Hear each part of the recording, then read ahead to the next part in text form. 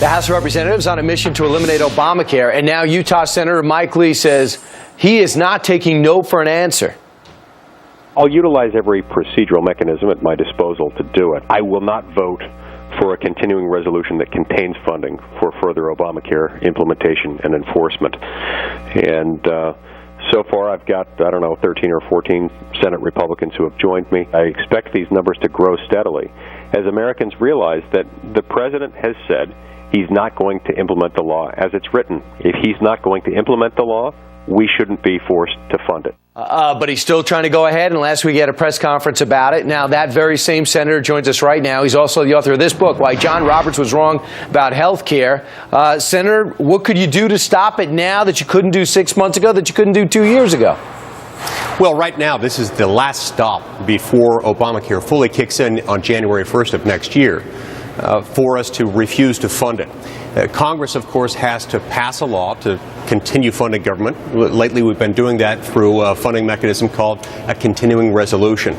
If Republicans in both houses simply refuse to vote for any continuing resolution that contains further funding for further enforcement of Obamacare, we can stop it. We can stop the individual mandate from going into effect. Well, let's look at this. Right now, there are some popular things, as you know, with Obamacare. A lot of people are pleased that if you're a kid that can't get a job, if you have a kid that can't get a job until 26, he could stay on your plan. And we know about the pre-existing conditions. Do you risk some backlash if you end up just choking it?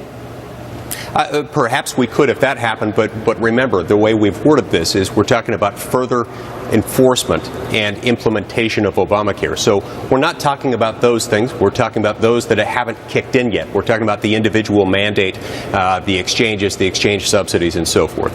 That's what Americans are afraid of. That's what's causing premiums to skyrocket, and that's what we've got to stop through this effort of don't fund it. Well, I mean, if you think if left alone, America will really grow distasteful of Obamacare, but it is your belief that it can't be able to be stopped. So if the rate starts doubling, if the doctors start dropping out, like they say they will that be enough to stop it? Will the implementation be enough of a turnoff to save you a lot of trouble? Well, yes. If we don't fund it and these things don't kick in, that's going to prevent a lot of those bad things from happening.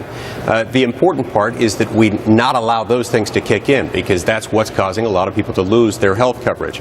The President promised us a few years ago that people could keep their doctors if they liked their doctors, that they could keep their current health plan if they liked it.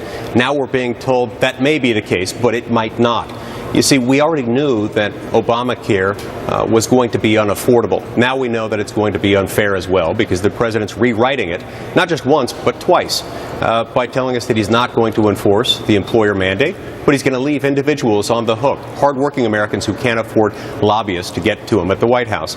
He's also told us that he's not going to enforce those provisions that require people to provide documentation of their income in order to support their claim to eligibility for subsidies on the exchanges. All right, and you say that you've talked to Republicans, and 13 or 14 have already said, I'm with you on this?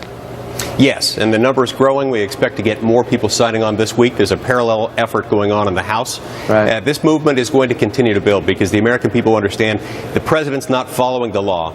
The American people shouldn't be required to fund it.